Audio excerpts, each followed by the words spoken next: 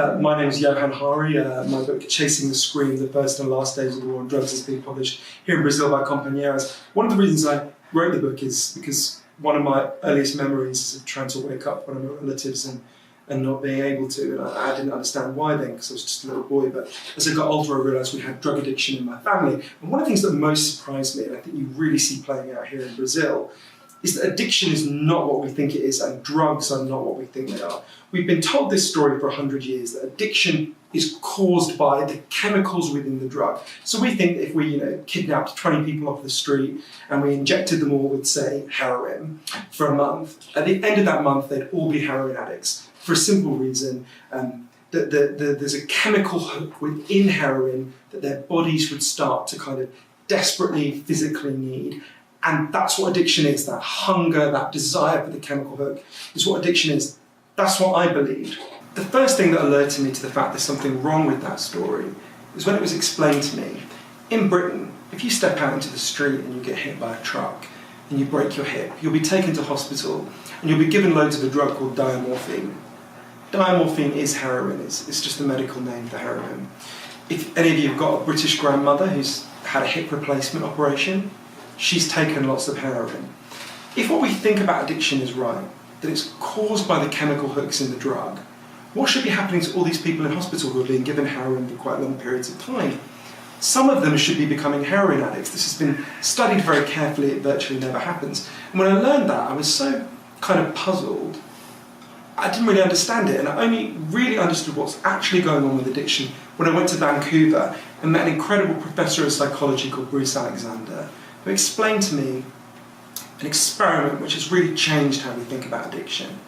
It's really simple, you can try it at home if you want. He explained to me that the story of addiction we've got in our heads, that is caused by the chemicals, comes from these series of experiments that were done earlier in the 20th century. They're really simple experiments. You take a rat, you put it in a cage, and you give it 2 water bottles. One is just water, and the other is water laced with either heroin or cocaine.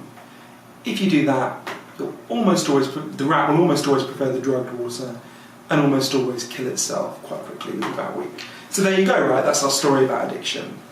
But in the 70s, Professor Alexander came along and he said, well, hang on a minute. We put the rat alone in an empty cage where it's got nothing to do except use these drugs. What would happen if we did this differently? So he built a cage that he called Rat Park, which is basically heaven for rats, right? They've got loads of cheese, they've got loads of friends, they can have loads of sex, anything a rat likes. And they've got both the water bottles, the normal water and the drugged water. But this is the fascinating thing. In Rat Park, they don't like the drugged water. They almost never use it. None of them ever use it compulsively. None of them ever overdose. So you have almost 100% compulsive use and overdose when their lives are shit, and none when their lives are good. I was thinking a lot about that when I was in Cracowlandia here in Sao Paulo a few days ago.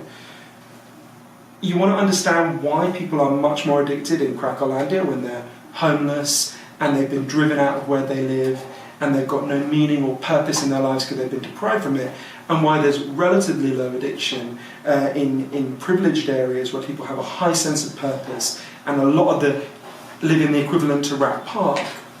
There's your answer. The opposite of addiction is not sobriety. The opposite of addiction is connection.